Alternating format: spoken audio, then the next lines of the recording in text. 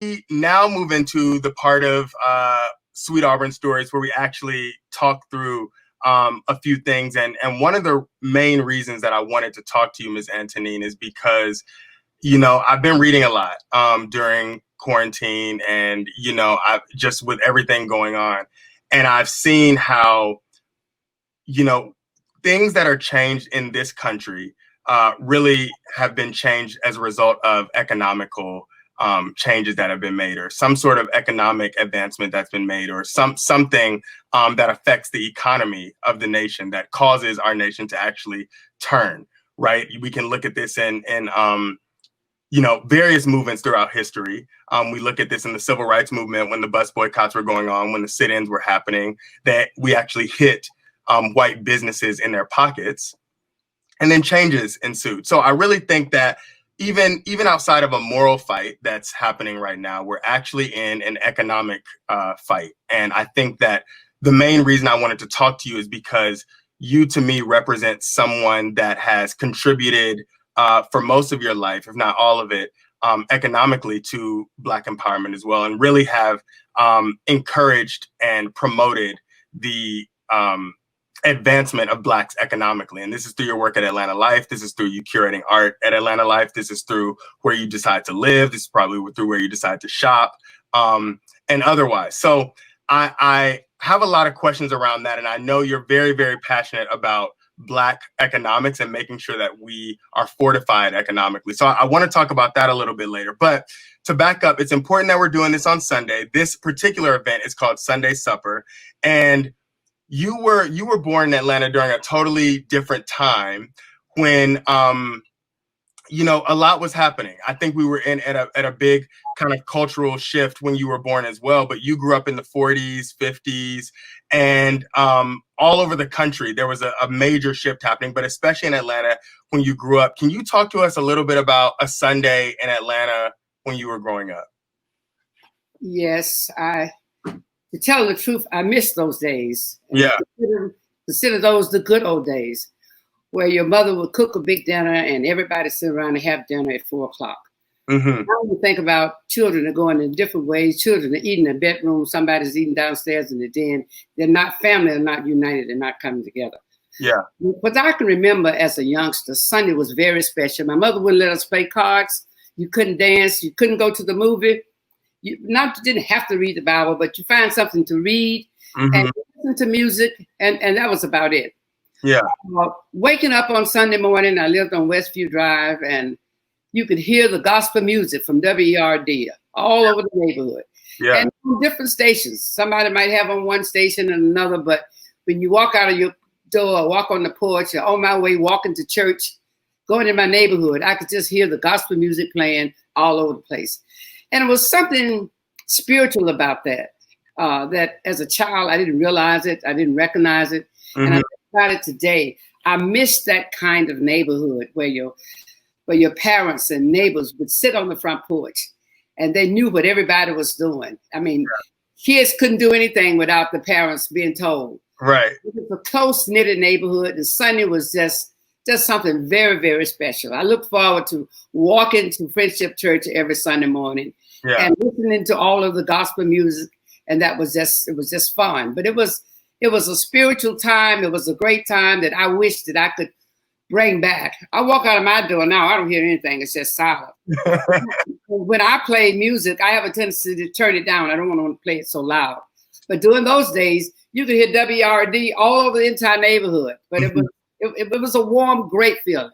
Was WERD the only radio station, regardless? I think it was. I think the WERD was it. If I'm not mistaken, I think WERD was the only station. So everybody listened to it all the time. Right. All the time. And so for those of you that don't know what WERD is, when we have these conversations physically, we actually host them at WERD. The space is still in Atlanta. It is on the corner of Auburn and Hilliard Street. And it is an old radio station. It's the first. I would think it is probably the oldest Black radio station in the country, I believe. Yeah, the first Black owned. I know it's the oldest Black station in Atlanta. It might be one of the oldest Black radio stations in the country. I don't know. It is the first Black owned radio station, and the way they say it is in North America. So the first Black-owned radio station here. Yeah. So very, very important. And I also was told that that WERD was used to get messages out to Black communities when things needed to happen. That was our only source. Right. So that was social media. Oh yeah, I'll just have to say something about that. Yeah. See, this is why I think about, again, our Black people supporting each other. Yeah. WRD was the only Black radio station. So of course, that's where we got our news. Yeah. Through WRD. Right. No other radio station. And at that time, we didn't even have a Black newspaper, which was formed much later. But WRD brought the news to us. Everybody was around listening to all of the news. That's the only way we got in the news, or to get it right. Oftentimes, when you hear the news on the WSB or some of the other stations, they're supporting the news that they wanted to say, they wanted to hear, or what they want you to hear. Right. But WRD told us the facts. Yeah. That's the only way we were going to get it. Yeah. Did you ever hear Dr. King or anyone broadcasting from WRD? Do you remember this? Well, of course I did. We listen to WRD all the time. I can't be specific to say just who I heard, but but I do know we all listen to What else was it to do? What other station could we listen to? Yeah. If you turn on the radio, you know you don't want to hear all of that Western music and country music and be honest with you, all this white music. So you turn to WERD. That was the station to listen to. Yeah. We had major programs that I remember my father would just have us to sit down and listen. And we'd have to listen to some of the interviews and some of the programs on WRD. Yeah. I can't remember specific anyone, but I do remember how important that station was and still is, for that matter. Yeah, for sure. So then, so church was extremely important. Sunday was a very special day, obviously, in Atlanta, in your community, in the Black community. I think with that, church represented something very sacred and not just sacred, very functional in the 40s, 50s, and 60s and times of our past. But it was outside of a spiritual kind of place and where people went to get spiritually fed. It was really a cultural center. From what I'm into, economic center, and a lot of the ministers totally crossed lines in terms. They did spiritual things, but they also encourage you to be activists. And I can't wait to get into this. I have to say this. Yeah. Go ahead. I'm listening today to many young ministers who are talking about the issues, and will not let a day pass without talking about all of the issues that we are being faced with today. Yeah, our ministers educated us, right? And especially during my era when I was a young person going to church every morning. One of our pastors was the Dr. Samuel Williams, who was the president of the NAACP, who would tell you like it is. And any given day on Sunday morning, he talked about the crisis that we were facing. He talked about the president, whomever it was that was going in another direction. Unfortunately, we have some of our ministers are afraid to speak out because of the 501c3 or whatever it is that they're tied in with. But I'm so proud today when I hear the ministers talking now. I won't call their names, but I tune into them and hear them dealing with the issues and educating our young people. And let me say this, because oftentimes, and you know yourself, I'm sure your parents told you things, but you listen and half listen. But if you sat in in a church, and heard your minister reiterate some of these very things that would kind of click in your head, that's what Mama was telling me. Or that's what Dad was telling me. Yeah. The Black church has been, and I said still is, but more so in recent years, the Black church was a foundation. It was our foundation. Without the Black church, I don't know where we would be. You look at the civil rights movement. It was a Black church where we met, where the ministers told us to don't go to riches. Right. So they actually drove a lot of the communication. A lot of the Black ministers, that's how the conservative Black clergy got started. That was a need for the Black ministers to come together. Where else could you find an audience like that? Where else could you get the maids, the plumbers, the washwomen, the teachers, the doctors, the lawyers, all segment of Black people in one setting together. Right. So you look around, you had 500, 600, 800 to 1,000 Black people. Why not meet with them then? Yeah. So they became the foundation of educating all of us as to where we're going and what we need to be doing. Right. so then, okay, and then and I know the Black church was like a center of it. It's interesting because I talked to someone and they actually described it was I talked to Dr. Middlebrooks, and she was talking about her education at Ebenezer. So she grew up in Ebenezer, as similarly to you growing up in Friendship, and she had a history there. And she definitely talked about her education at Ebenezer, and as it was a real like center of culture for them, and not just spiritually. So that was super interesting. I don't know if my generation sees it like that, which is, I think that should be left up to the minister, how he leads his congregation. I'm beginning to see more of that here recently. Yeah. When I was young, we had Dr. Samuel Williams and Dr. Maynard Holbrook Jackson. Maynard Jackson's father was our third minister. Right. So if you didn't know what time. I was just saying, Maynard Jackson, for all those that are not from Atlanta or don't have any familiarity with Atlanta, Maynard Jackson was the first Black mayor of Atlanta. So yeah, he was one of the first major Black mayors in the country. Yes. In a major city. Yes. But his father, Dr. Maynard Holbrook Jackson, was our third minister at Friendship. Friendship only had, I think, six ministers, maybe 7. Okay. But he was very much like Maynard Jackson. He stood for justice and equality. He did all of that he could to build a foundation for our people.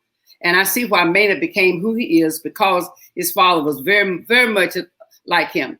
We had a young people's roundtable to discuss the problems for young people, but at the same time to educate us on what was going on in our community and to get fire in us that all of us can make a difference. All of us can make a contribution. And that was one thing I got out of my church. Regardless how small you might be or how small you might think you are. Yeah. You can make a difference in this world if it's not with but just one little person. Yeah. So that was kind of taught in our church. It inspired. I was always inspired to work for justice and equality because my father volunteered for the NAACP, but he wasn't a major course. But I remember he used to go to the meetings, and sometimes I would tag along with him. Yeah. So being raised in a segregated city in a segregated country as a young Black girl during those days. Yeah. I was fired up. And I was always that way. I remember my parents used to say, I want to talk about that all the time. Is why I have to drink colored water, or why I have to go downstairs to the restroom instead of using the restroom upstairs where they have white women only. Why white women only? So I was always fired up about that. And when I would come to my church and hear our pastor talk about the injustices that's going around in the country and what we need to do. I mean, it was an inspiration to me to know we can fight, and we got somebody that'll fight for us. My pastor, Samuel Williams, was one of those who integrated the bus boycott here in Atlanta. Okay. He was one who organized the ministers and integrated the streetcars and the buses, because we had to sit in the back of those buses then. We had to stand up when whites were sitting down. I got on the bus many times. I'll get to talk there. You talk about Westview bus line. But I got on the bus and there were 8 seats in front of me, but I had to stand because I couldn't sit in front of a white person. It could be a white man, but I could not sit in front of him. So I was irritated with that. Yeah. And when you're irritated like that, you need someone that you can look up to, that you would respect, that would bring these issues to the forefront and help you teach you how to deal with them. And that's what I'm talking about. Yeah. Yeah. So then let's talk about racism. Let's just get it out there. Let's just talk. Let's do it. Let's talk about very practically, very tangibly, right? We know about, and the reason I want to do this is because I think that if we don't talk about the conversation head on, I think we lose it and it becomes watered down, and we think we're in a post-racial America when in fact we are not. So let's talk about racism and just how pervasive it was in every aspect of your life growing up. And it still is pervasive in every aspect of my life and everyone's life here in America. But it was a lot more overt. And so we talked about the Westview bus line and you not wanting to get on that one because you knew that one, that was the white bus and you would have to get up and do that, and you wanted to take another bus. But it's deeper than transportation. What else was going on? Like, how else were you? We know about the water fountains. We know about that. But like, how else were you seeing it very practically? Let me say this, as I said a minute ago. To be born in America and in the Deep South, racism was so prevalent until most people just accepted it and went on. It was just a part of life. Right. As I told you, I was always fired up. I always felt that I was as good as anyone. When I prayed to God, I'm praying to the same God that everybody else is praying to. Mm-hmm. He made me just like he made the rest. So I always had feelings about it. Yeah. But can you imagine going to town, as I said, and have to stand up on a bus and there are 10 seats in front of this man sitting there. And that happened every day. And you couldn't sit down. Can you imagine being 7 or 8 years old with your grandmother, whom you might love to death, who went shopping to get you Easter clothes, and your hands are loaded with bags? But you get on the bus and there are 8 or 9 empty seats, but there's a white woman sitting there with her arm folded looking at you, and you got to stand there and hold on a rail, be about to fall, holding your package. Humiliating. I looked up and saw my grandmother. Yeah. On the bus with me, who I was so proud had bought my Easter clothes. But she stood there on the bus, holding onto a rail about to fall. And I knew that she could not sit down, that there were all of these seats, and the woman looked at us, rolled her eyes, and folded her arms and looked off. That's just one little signal. Not to mention to think about, just think if you're with your little kid and you're downtown and you got to take it to the restroom. There were no restrooms that you could go to. And if so, you had to walk 4 or 5 blocks to a store where the restroom was in the sub-basement, in the storage area that wasn't even clean. So you had to be extremely prepared. I mean, just going out was a task. Like, my mother used to, my parents had 6 children. Right. And when she would take, it was time to go buy school clothes. When my mother would take us to town, she would say, okay, let's eat. You're going to eat your breakfast, and then we're going to eat lunch. No, don't do a lot of drinking, because I don't want you to have to go to the bathroom. So all of us line up, go to the restroom before you leave home, because there's no place decent for you to go to the restroom when you get to town.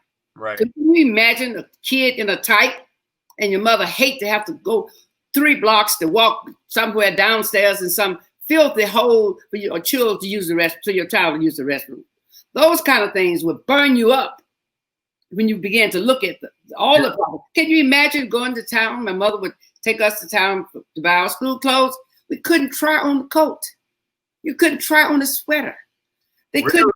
You could not try on your shoes. They would measure your feet, and if you put them on, you had to buy them. Wow. Just the touch of if you put the shoe on your feet, you bought it. Oh, and they wouldn't let you do it in the store. So if you brought it back and said they were too small, too bad, you had to keep them. Wow. Oftentimes, my mother would take a sweater and measure my back, take a skirt and try to measure to see if it go around my waist before she could purchase it. Wow. And then you look at the same time, little white girls putting on shoes and say, Mama, these are too tight. Oh, take them off. I couldn't do that. I could sit there and look at her and said, I can't try my shoes on. Right. When I get home, my mother always try to get them a little bit larger so they won't be tight. Sometimes you get home, they're too large. Yeah. But you couldn't do anything about it. I mean, I could go on and on and on. Yeah. When I think about the discrimination and the racism and all the things that I went through as a youngster. But one point I just want to keep emphasizing.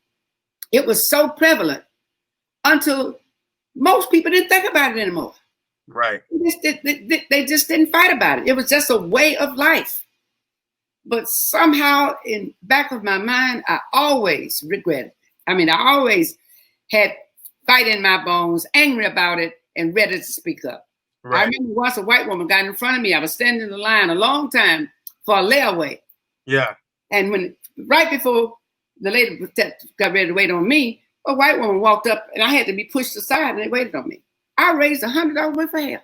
And everybody in the store thought I was crazy to speak up and say something how I felt to that white woman for getting in front of me. But nothing I could do about it. They still waited on her and I became last. 2 or 3 others came up and they waited on them. Those are the kinds of things that people are faced with all of the time. And if we're not careful, those types of things happen now, actually, and it's a lot more subtle. And I've noticed those types of things as well, like the kind of priority of service that's given to white customers, versus Black customers. But I want to talk also about, because I want to start getting into your Atlanta life years as well, because what people may not know, so Miss Antonin grew up here in Atlanta. She went to Benjamin E. Mays, right? No, Washington. You went to Washington High School, and then you started at Clark College, and then you transferred to Fort Valley. But there weren't, we talked a little bit about the lack of employment opportunities that were available to Black people. And I don't think we can really talk about economic strength without talking about the potential to make money, right? And that just was not there. So it's hard to kind of it's hard to fortify your community if you all don't have the ability to make money. So people like an Alonzo Herndon, I can imagine how stressed he would be trying to really just trying to bring his whole community up because of the lack of employment opportunities that everyone else had. So what opportunities were available for Black people, Black women, and then we can kind of translate that into how you got into Atlanta life, because I think it's really interesting. Okay, well, I would say there were very, very few jobs, if any, for Black women and Black men too. Yeah. When they finally opened up, Black men could work at the post office, they could work at General Motors, they could work at Lockheed. And those was considered good jobs, and they weren't hiring women. And if you didn't have a college degree for women, there was nothing that you could do other than to be a maid, to be a waitress, worked in somebody's home cleaning up. And as I said, I jumped up, I got married, went to Germany with my husband, and my mother didn't want me to do it, but I was so in love. You know how that is. I got married. And I came home after being married 4 or 5 months. I came home pregnant with my daughter. Yeah. And I never went back to school. To be honest with you, I didn't like school that much anyway. Right. I didn't have a deep appreciation for it until later on in life. But after that, all of my friends had gone to school and finished school and were teaching and doing really well. And then I said, well, what am I going to do? Well, my husband was continuing to further his degree to end up getting a PhD. But I wanted a job and I wanted to do something. I'm not a person to just sit around at home and just take care of baby. Right. So when we went out looking for work, there was nothing. I refused to clean up in a white woman's house. Right. I refused to just be a maid, but yet I didn't have skills. Right. So, and then the only other jobs were available. There was a store called Scripto that made pencils and ink pens. Everybody was running the Scripto. But if you didn't get in, and most people didn't, I mean, they couldn't hire so many people. So that was a available job that everybody wanted. They wanted to work in Atlanta Life because it was clerical. And the women were dressing, going to work, looking very professional. And I loved that. Right. And I tried, and I wasn't successful. If I tell you about that little story. Yeah. I used to sing in my choir at Friendship Church, and one of the trustees was a vice president of public relations at Atlanta Life. Right. Mr. Green, right?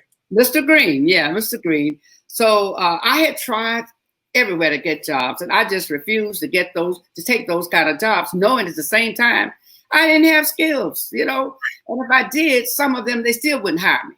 Right. So it was a struggle. And I know a lot of Black women who had not finished college was struggling trying to find decent jobs unless it was maids and that kind of thing. Right. But I called Mr. Green just about every day, every single day, asking him if they had any openings.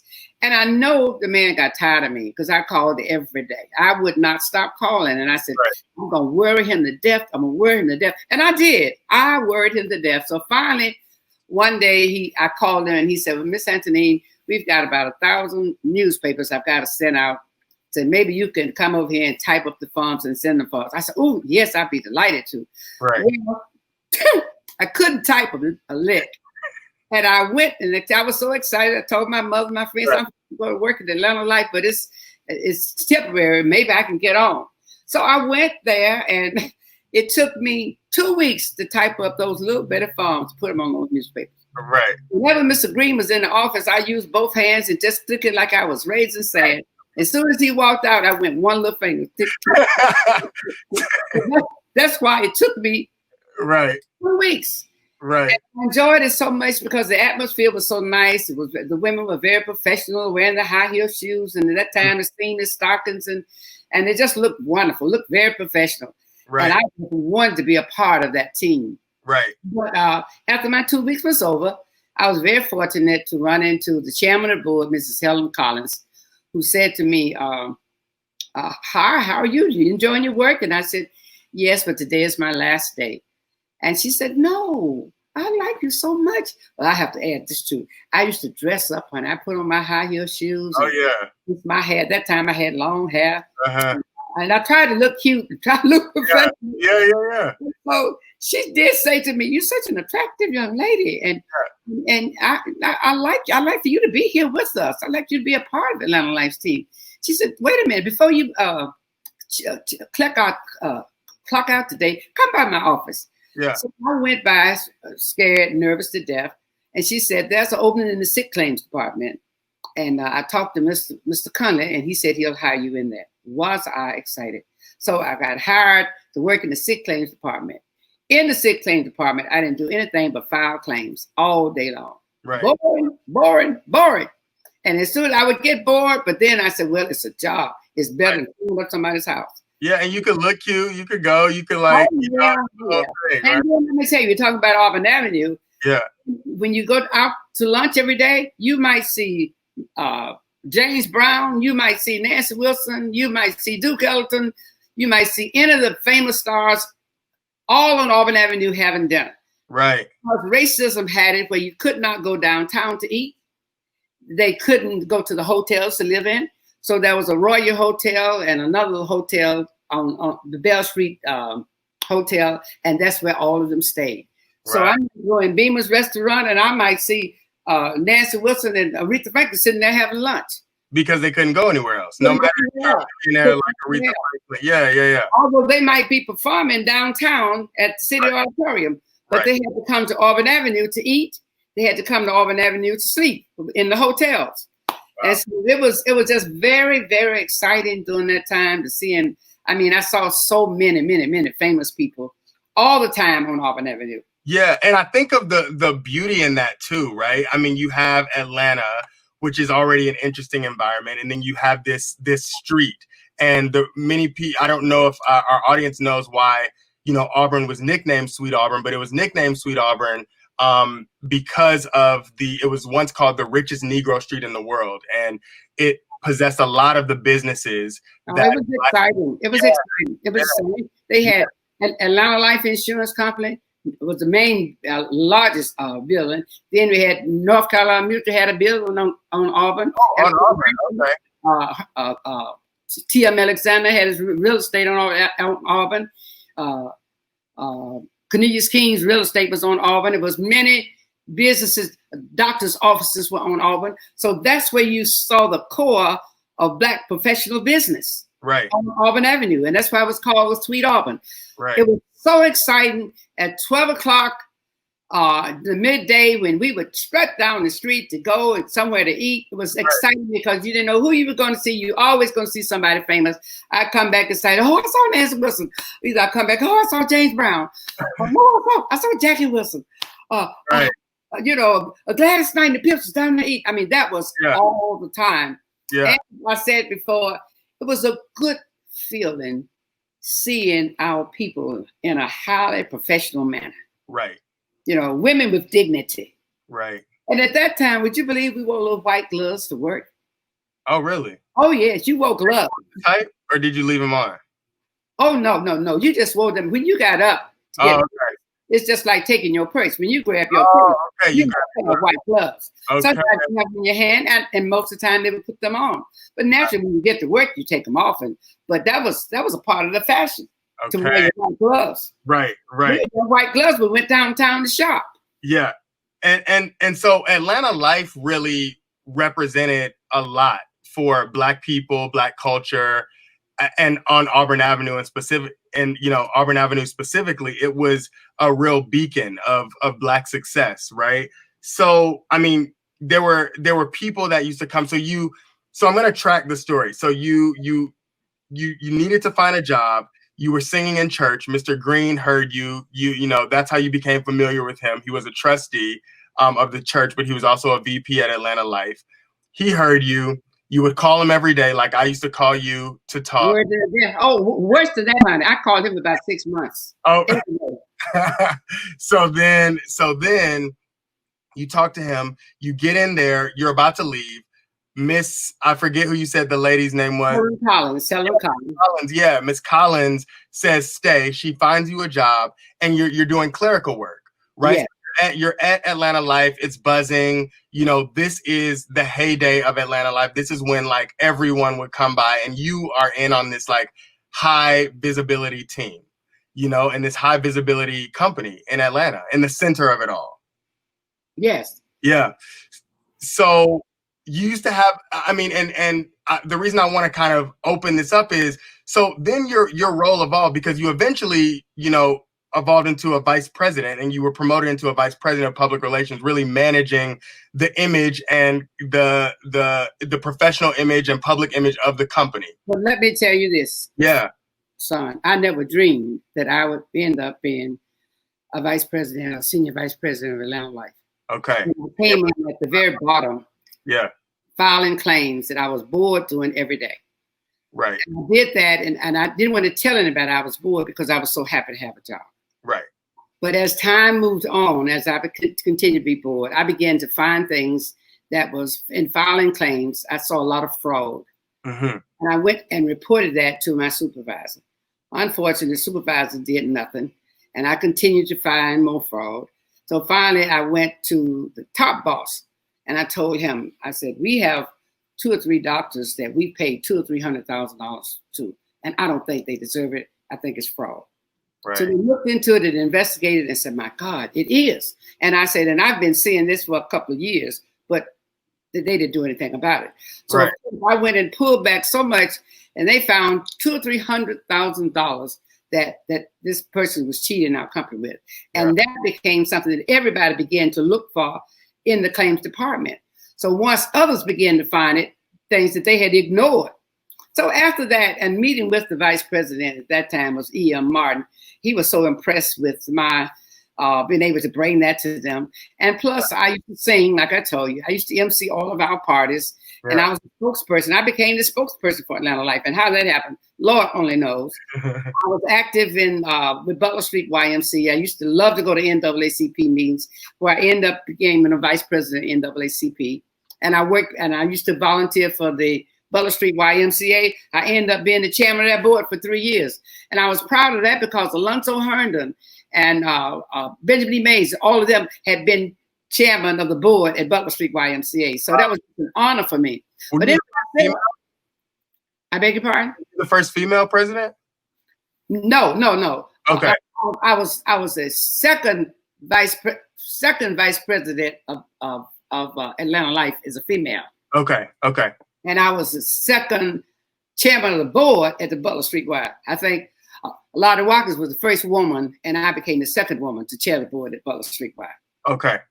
So I forgot. I talked so much, I forgot my point, what I was trying to get to. No, I think what I was really saying is like a lot of people would come and stop at Atlanta Life because it served Black customers. The executives were Black. You know, it was a company built on servicing a very specific and under-resourced community, but it needed to be done. And so you really helped kind of drive that. So a lot of people would come by, and you told me about a story. I got you. I remember now, but I was trying to get to how I got to that point. Yeah. I was quite active in the community. As I told you, I never sat still. I always wanted to fight for justice and equality. Joined the NAACP, Butler Street Y, and all of that. So that's how I became the kind of like the face of Atlanta Life, because no one else in the company was doing that. I volunteered to work with SCLC to do some things to help them. So, but me being such an activist, the next thing you know, I was speaking and talking on the radio and being interviewed all the time. And Atlanta Life said, wait a minute. She's right here with us. And, you know, so they began to show an interest in me. Right. And invited me to take a course at the National Insurance Association. And that promoted me to be an assistant vice president. And from that, I was kind of like the host for Atlanta Life. With Atlanta Life being a major company that it was. Right. We had people like Dr. King. We had Malcolm X.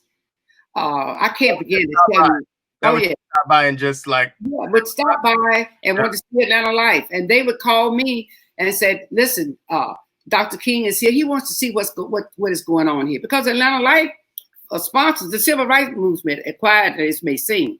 A lot of people didn't know who was bailing them out of jail, bailing kids out of jail. They bailed me out. several times. Ah. And the switchboard in Atlanta, like switchboard operator, went all over the country. So wherever the kids were arrested, they called through our switchboard and Atlanta Life bailed them out of jail. And I was a part of working with that. Wow. So with the things that we were doing, many Black leaders wanted to get involved in Atlanta Life, wanted to know about us, would come to our company. And when they would come, the president would send for me to come and take them on a tour around the building. So I was kind of like a tour guide for the company.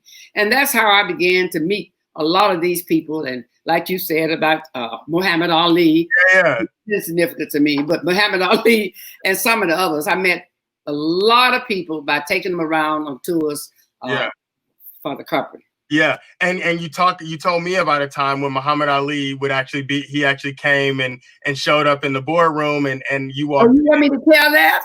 Yeah, I do. Okay, well, if you knew Muhammad Ali, he was very popular. And at that time, he was Cassius Clay. Right. He was very popular. And when they called me and told me he was in the building and they wanted me to come to the boardroom, and I told the ladies in my department, oh, Muhammad Ali is in the building. So I was excited too. So everybody was all excited. Couldn't wait till I get back and tell them what happened. So when I walked in the boardroom, and I don't know whether young men are doing this today. I don't see it happening. But at one time when a young lady would walk in a room, men would rise. They would not remain in their seats. Not to mention, not dare sit in a building with their hat on. Right. But Muhammad Ali was sitting around a boardroom. I guess about 12 or 15 men, and they were top officials in our company. And I was the only lady that appeared in the room. And all of the gentlemen stood up, and they would do that until you say, you can be seated, and then they sit down. That was a level of respect to the lady. Right. So when I walked in, everybody stood, but Muhammad Ali. He reared back in his seat with his legs stretched all wide and looked at me and said, oh, that's the one you all been talking about going to take me for on the tour guide. And I looked at him and I said, oh, no, I am not the one that's going to take you on the tour. So the other officials looked like, oh, my God, what is it? Well, my thoughts were, who is Muhammad Ali? Right. A man that was made like all the rest of us. Right. And he made it. But he's going to be disrespectful to a Black woman. Right. And I said, absolutely not. If the president of the company, who was Jesse Hill and the others, could stand when I walk in the room, he could too. So I said, no, thank you. I don't care to take him anywhere. And I walked out the room. And they thought I was crazy because everybody was been dying to take Muhammad Ali. So they rushed back and grabbed me before I got to my, Henrietta, what's the matter? Don't pay him any attention. I said, oh, no. I am going to pay him some attention. I'm not going to who did he think they went back and told him, man, when you come in, stand up. Don't do that. That was rude to her. And she wanted you to respect her. Right. When I walked back in the room, he clowned and got down on his knees. Thank you, madam, and started clowning, performing. Right. And then he apologized. I'm sorry. It was okay. But the thing that gets me is that you have to apologize. Yeah. And not that I was anything special. I was just a young Black woman. That any young Black woman that walked in the room, that all the gentlemen stood and he said, as if to say, I'm not standing up, nothing. But after he stood and apologized, they wanted me to take him on a tour around the building, which I did. And after going on the tour, everybody was all excited. And he, at that time, like I say, he was Cassius Clay. And after that, they had a dinner with him and invited me to go. I said I wasn't going, but I was excited, and I went. And I can't remember. Starstruck. You were low-key starstruck. Huh? You were kind of yeah, I was starstruck, but I didn't want him to know how excited I was because he was so cool. I mean, you heard him say how pretty he was. He thought he was beautiful. He was a good looking guy. I'm not gonna take that from him. Right. But he had an air about him that you had to look up to him. And I don't know anybody I look up to but Jesus. I wasn't looking up to him, and I'm just that way. I wasn't gonna do it. Right. We didn't become good friends. We were friendly. I went to that dinner. And of course, he came back a couple of times and he always sent for me. And he was always polite from that day forward. Right. Okay. And so the reason I wanted you to tell that story is because I wanted to show how important something like Atlanta Life was for the community. And I see, some companies kind of being like that now. And it's beautiful to see that the giant Black figures of the time would actually have to stop by. You have something to say? Okay, I just want to say this. Yeah. Because I get really full when I think about Atlanta Life Insurance Company. Right. I love that company.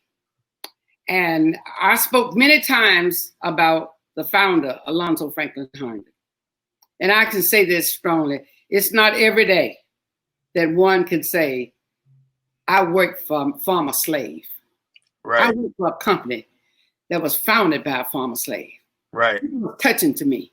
Right. And one of the things that I admired so much about Jesse Hill, who became the president, and Alonzo Herndon's platform, we are going to support our people.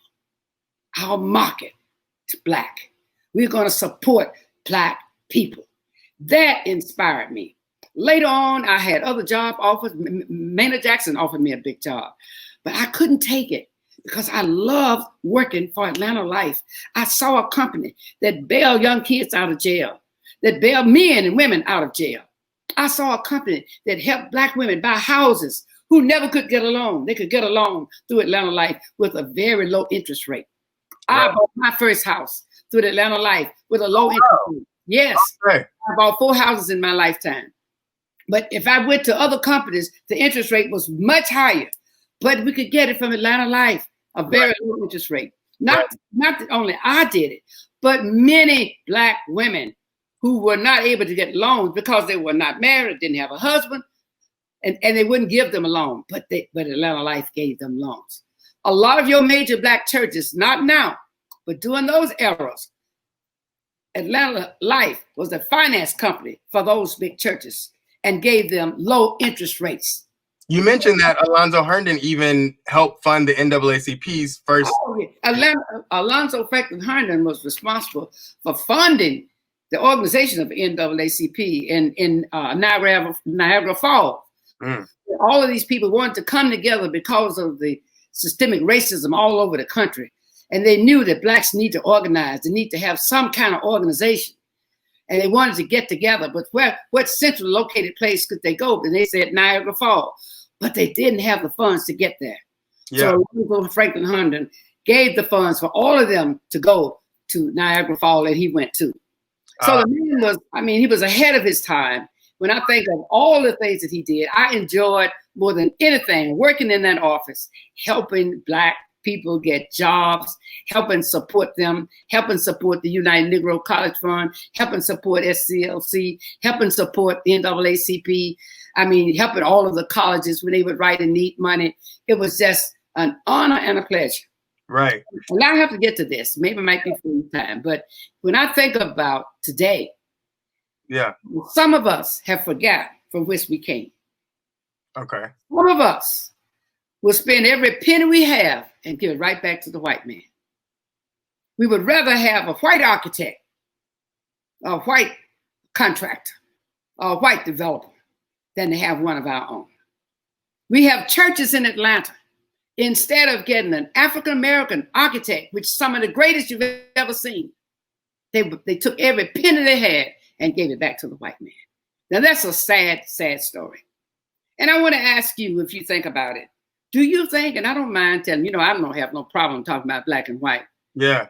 I don't have no problem with it at all. I have white friends that I love and respect, but I'm going to call a spade a spade. Right. Can you imagine a white church hiring a Black architect, a Black contractor, and a Black a designer?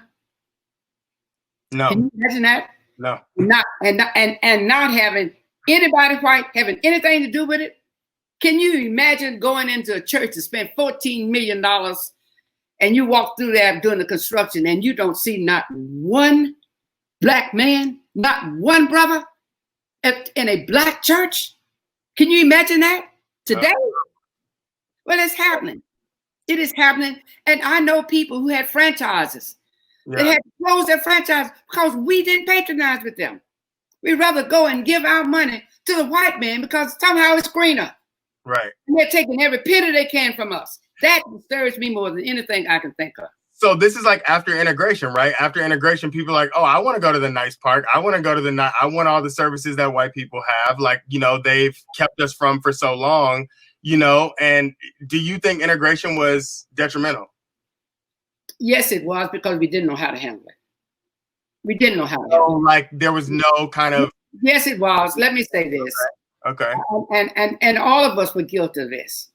When they began to open the nightclubs up and open the businesses, and Black people could go to the white clubs, right? Black clubs died. They died. The Royal Peacock, the Poinciana, all those places died because Blacks were catering to those white clubs. So happy that we could go in the door. We could go in the front door and sit down. Wasn't no fun. And white music wasn't hitting on nothing. And it wasn't nothing. And then you think about it, the Black businesses, the Black clubs were closing up. Right. We had jazz clubs all up and down Auburn Avenue. Right. Friday, Saturday night, you want to go hear jazz, or go to the Poinciana, or go to the Zanzibar, any of those clubs. Right. But all of a sudden, they closed down because we were so happy to go in the white clubs and to mix with those white people. And there was nothing. The fun was gone. So you mentioned organizations like NAACP, Butler Street YMCA. I know they had a very important piece to play and a very important part to play in the road towards civil rights. And I consider myself to be moderately involved and like astute when it comes to like trying to stay up on issues. But I want to know, what role do you see that these organizations play now? Like because I feel like we're missing the conversation. Like people in my generation and younger, I'm a millennial, people in Gen Z, etc. I don't know if I feel like we look at the NAACP, Butler Street YMCA, all these kind of older organizations as just that, older, and they don't really relate to us in the same way that they did then. No. I want to know what your thoughts are. Like, how do you know they don't relate to you? Well, I'm sure they do. No, I'm saying most people, for the people to say we don't relate to them, how do you know? If it's in your heart, if you know that justice and equality is not here, if you know that racism is still going on, and you know there's an organization over there trying to fight racism, why not join? Why not join and say, I can make a contribution to this. I'm going to help them. That's what I did. Nobody told me to get an NAACP. I was 21 years old. And I knew what the NAACP was trying to do. So I volunteered to get in there and work with the NAACP. Yeah. I volunteered to work with the Butler Street YMCA, which was the oldest and largest Black Y in the nation.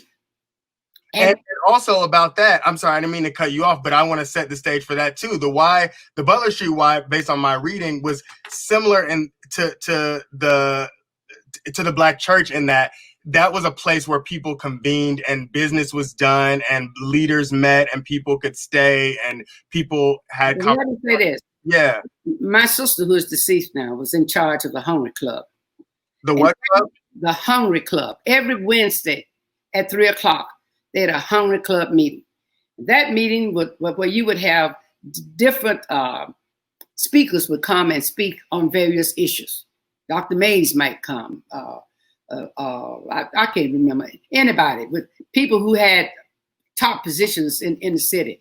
The mayor, the governor, the congressman, different ones would bring the issues to the Hungry Club, and it was time for Q&A. You ask questions, but they were briefing us on what's going on in the community. And you couldn't get in there on Wednesday at 12:00. It was just packed to capacity. Mm-hmm. Mm-hmm.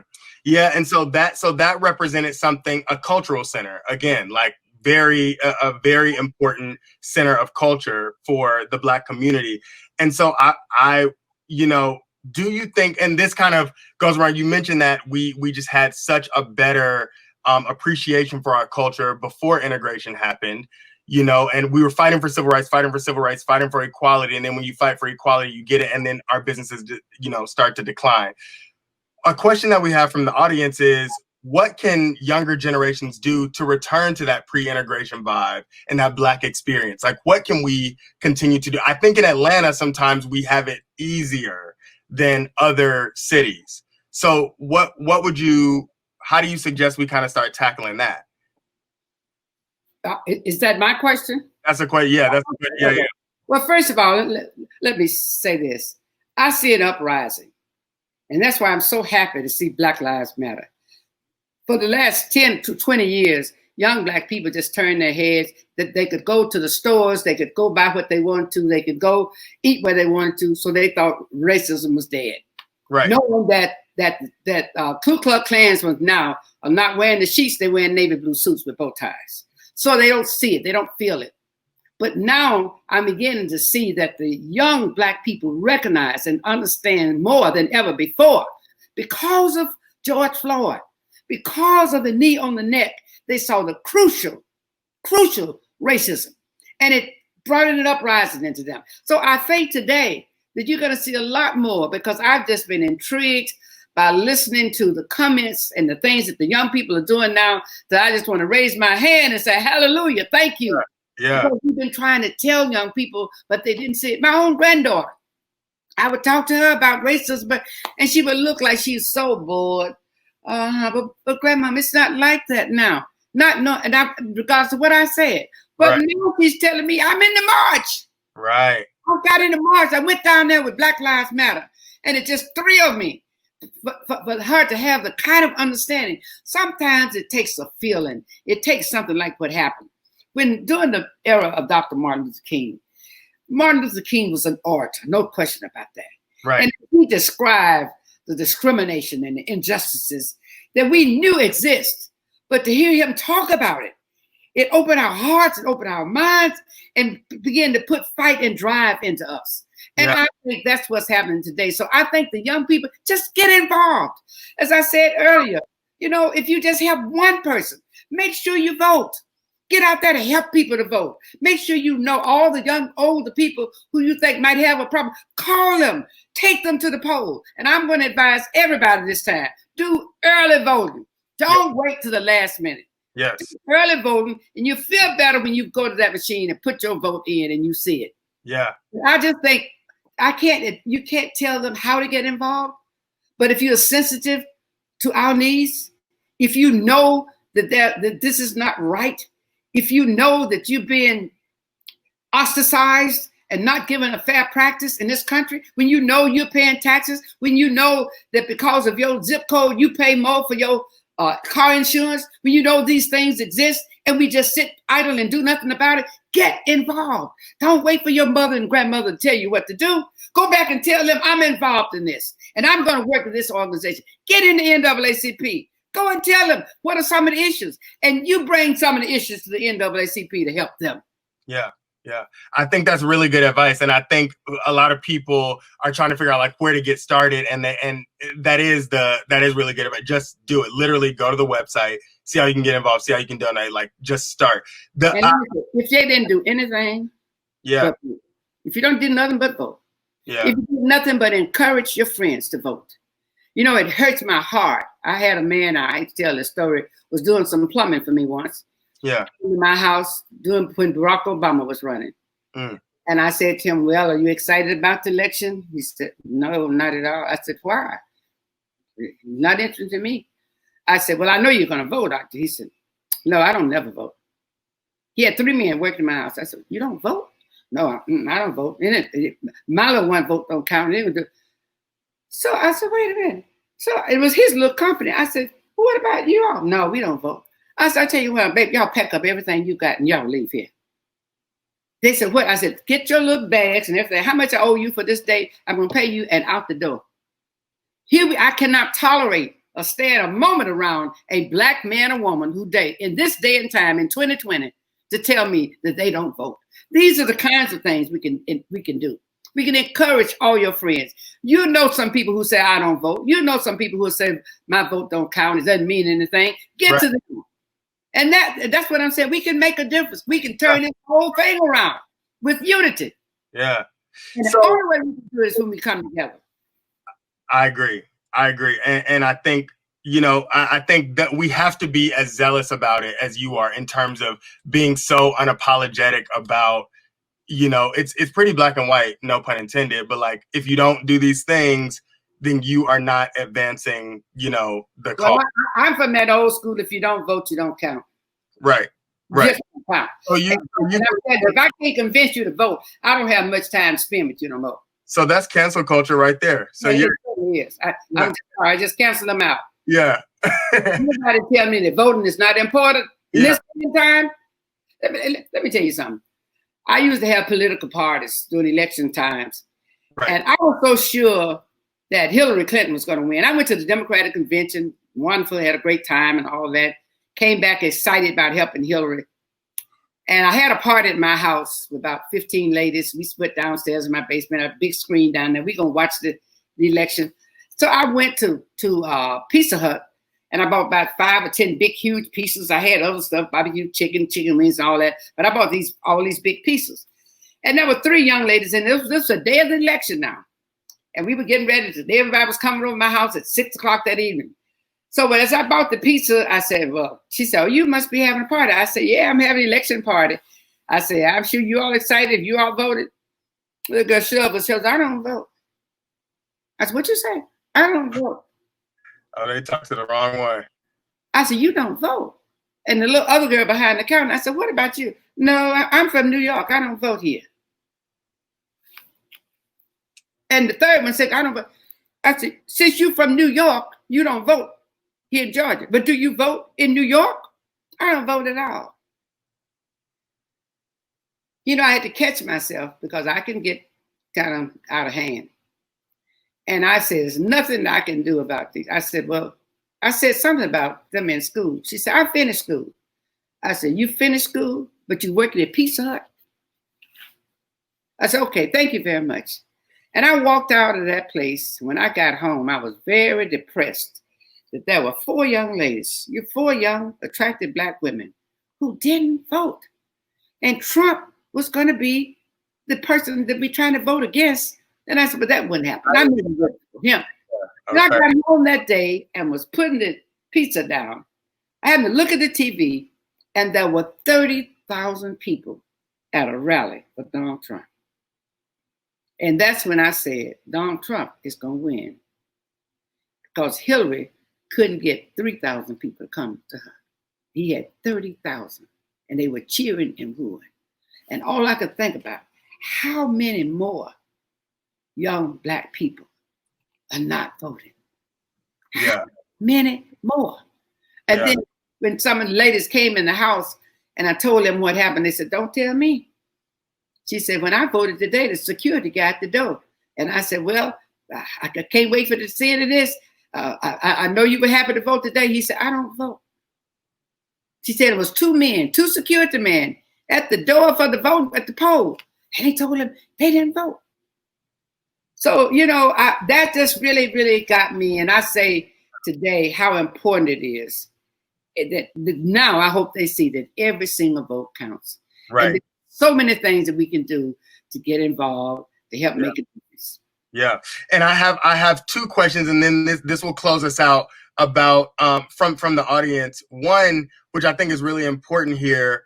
What does the future look like for Black businesses versus larger corporations? So this is from the audience. Should we go back to only patronizing and working for Black businesses, or do we need Black men and women in the white corporations to enact change? Is it kind of a dual strategy? During that time that I'm talking about, you didn't have that many Black businesses, and we had to patronize with Black business. We just had to. But I think now we must learn how to spread out. We've got to support white businesses, but we got to demand that they give us support as well. But first and foremost, we got to support our own businesses. We got to, because they're not going to support them. But we got to support our businesses, period.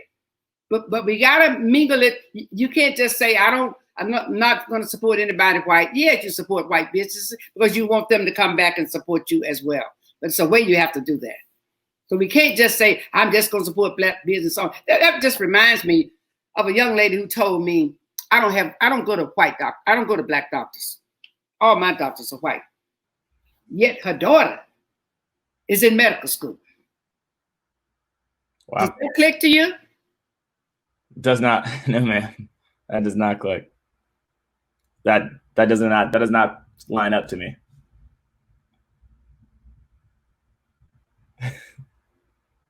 That does not line up to me. So yeah, Understood. We're trying to get Royce back here. I think he's trying to refresh the screen and come back into the studio here. We have another question from the audience, and we really appreciate all of this. They're going crazy about you in the comments here. This question: can you talk to our Black men specifically, and can you talk to them about the importance of Black women to the movement? We hear a lot about Dr. King, and we hear a lot about other men that were on the forefront, but can you talk about the role that women played and how important they were? And can you talk about some women that we might not have known and that we don't hear about? Are you speaking in terms of civil rights, what women have done in civil rights in general? As you know, the women have been the backbone of the civil rights movement, period. All of the wives of like Mrs. King and Juanita Abernathy and Jean Young, and all those women supported their husbands and aided them to do the things that they were doing. But I think we need to have to turn around sometimes and look at our women. First of all, we must be respectable ladies in order for our men to respect us. And we want our men to show respect to our Black women. And, I'm not going to say that Black men just have to have a Black woman, but I think that certainly ought to be his first choice. But we must carry ourselves in a very dignified manner so that we can get that kind of respect. I'm appalled when I go shopping sometimes and see the way some of our women are dressed. I remember once I told a young man, he had his pants hanging down and he showed his undershorts with little red flowers on them. He was standing in front of me and I just couldn't take it anymore. And I said to him, young man, pull your pants up. You're disrespecting yourself and you're disrespecting Black women. He pulled his pants up and looked at me for fun. I got kind of scared, like I shouldn't have said anything to him. But when we walked out the store, he turned to me and said, you tell those Black women they need to respect themselves and they need to dress decent. Somebody need to tell them how to dress. That's so true. And it's just like, I know your mother told you, in order to get respect, you got to give it. And you got to demand it by being respectful yourself. But, and as far as our Black men, I think it's up to us. I wouldn't let a young man come in my house to date me and he's having his pants hanging down. But as long as we accept these kinds of things, then they're going to continue to do it. Yeah. Yeah. So, Ms. Antonin, we are essentially close to the time. We got a couple from the audience that I think are important. I think it's so important to talk about your commitment to the Black community, not just from working at Atlanta Life for 46 years, not just from, being raised in Atlanta, participating in the NAACP, Butler Street YMCA, but really, there were other things you did as well to further the advancement of Black people, including curating one of the largest and most talked about Black art exhibitions through Atlanta Life. And these are artists from Jacob Lawrence to, Romare Beard and so on and so forth. And so you helped really usher in a new wave of Black art as well, and visibility for a lot of the Black artists. And anybody, you all may not have been in her home, but it is filled with incredible art. And this is only a small piece of her collection that I've seen. I would say you said a lot is in the basement, but things like that I think are important. And the reason I wanted to talk to you is because you are such a shining example of, in every facet of your life, making sure to think about how you can contribute to the economic growth, and overall economic equals, overall growth, I think, here in this country of Black people. So I want to thank you for that. Well, I would tell you just a little bit about that if I have time. Yeah, you have a little bit of time. Yeah. I don't want to take the credit for starting that Afro-American art competition exhibition at Atlanta Life. That started with Jesse Hill, who is deceased now, who was a hell of a president for Atlanta Life. Right. I admire so very, very much. He was a core. He was the axe handler in pulling things together in Atlanta. And it was my honor to work with him. I never forget, as PR person, I received telephone calls from all over the country when we were building the new building there, asking if they can be commissioned to put art in our building. Well, I wasn't interested in art. I used to love music, but the visual arts, I had no interest in it. But they continued to call, and I noticed most of them were white. They wanted to be commissioned to put a piece of art in front of the building. And I got so many calls, so when I went and told the president about all these calls I'm getting, that people want to be commissioned to put art in, and they were white people, he stopped and he looked at me, he said, listen, we have a black market. This company was founded by a former slave. Well, he have a quest for economic dignity for Black Americans. How dare we allow have white art in this building with all these struggling Black artists in this community that need help? And from that day, he came back and he said, you know, I've been thinking about that. He said, there are struggling Black artists all over the country that are fine artists, but the doors are locked for them.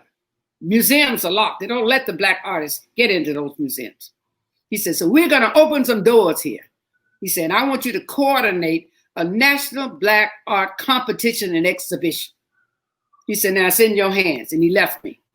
I was like, what in the hell? I don't know about art. I've never done. I don't know. I don't even like Black art. I didn't know what to do. So then he came back and he said, what you need to do is put an art advisory group together. So with that, we had Samela Lewis, who was over the art department at Spelman College. I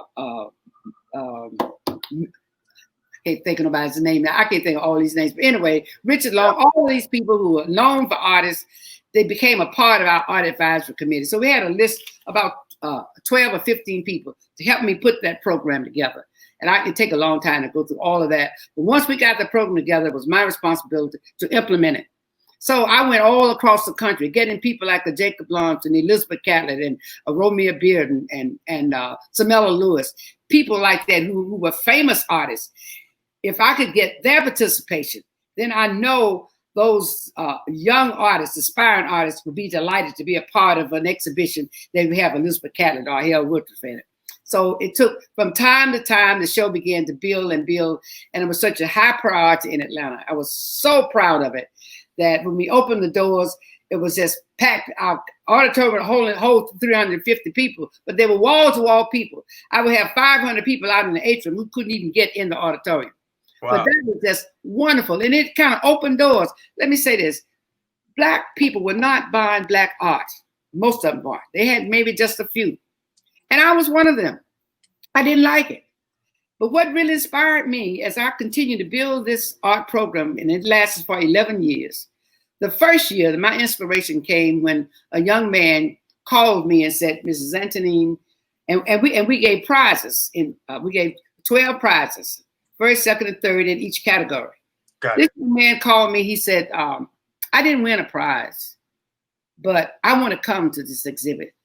He said, I'm so honored to just be a part of a national Black art competition exhibition. We never had one before in our lives. Yeah.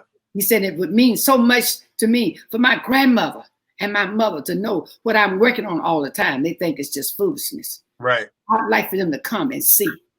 Yeah. And he said, and I told my wife, I'm canceling our vacation. We're going to send our vacation around coming to Atlanta. Boy, did that inspire me? I said, oh my goodness, this exhibit means that much to him? Once I heard that from him, I began to get numerous calls like that. They said, we're coming. What hotel can we stay in? And where will we live? I want my mother. I want my husband. I want my sister to see what I'm doing. So they came, and it was just a wonderful, wonderful, wonderful program. Yeah. And from that day forward, I began to realize the sacrifices that some of these young people were making, trying to have an art program that nobody would attend. But after that program, Black people all over Atlanta started buying Black art, including me. Yeah. So I got carried away. I might be going to buy a fine pair of shoes, but if I see a fine piece of art, I want old shoes. I have to buy that art. Right. So, but now Black people are buying African American art just everywhere. If you walk in the average home, I bet you have it in your home.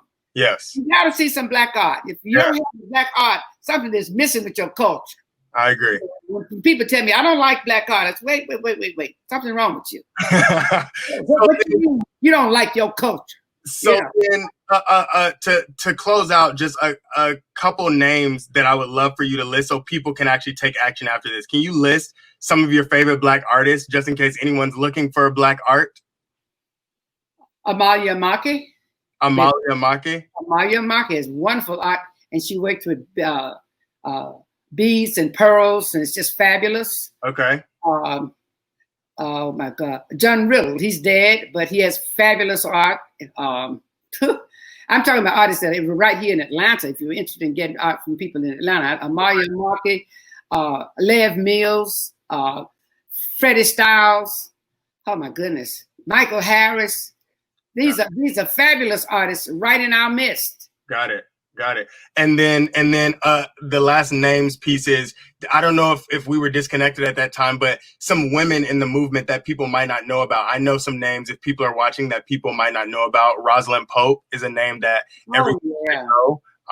And that participated in the civil rights movement. She is largely credited with writing an appeal for human rights document. So Rosalind Pope is someone we should know. Dorothy Pope, we should know. Brenda Cole, Judge Brenda Cole. George Ann Thomas. Arita Samuels, who started the Georgia Coalition of Black Women, who founded that organization. She died some years ago. I know you know Jean Young.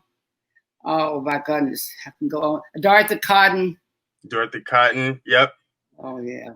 Okay, those are important names, and the whole purpose of this is to continue learning and growing. We don't get everything from one conversation, but I think what I've learned is that these are always building blocks upon each other. So every time I talk to someone, I learn something new, and it builds on the next conversation. So with that, Ms. Henrietta Phillips Antonin, I thank you so much. See, it wasn't that hard, was it? No, it wasn't. I want to say one more thing. Be proud of who you are. Okay. Be proud of your legacy. And if you're not, make a legacy that you'll be proud of. That's all. Those are great last words, actually. Thank you for those. Scooter, were you about to hop back in? Look, I think Trayvon and I just wanted to say thank you, honestly. Yeah, that was rich, very substantive conversation. I appreciate it, seriously. Yeah. Well, I enjoyed it. Yeah. Thank you so much. Thank you to everybody that joined. If I can give a quick shout out, we're on Instagram at Sweet Auburn Stories, at Sweet_Auburn_Stories. The company that produces this is RoyceB.co. That is my company. And then thank you guys, Trayvon and Scooter, from Quarantine Con. Hopefully we have a lot more of these. Thank you to the folks at the Lowery Center. Thank you to all the friends that joined and everyone else that's watching. We hope to do more of these. And Ms. Antonin, I have to get some names for the next conversation from you. Okay. All right. Peace out. Thank you. Yeah. All right. Thank you.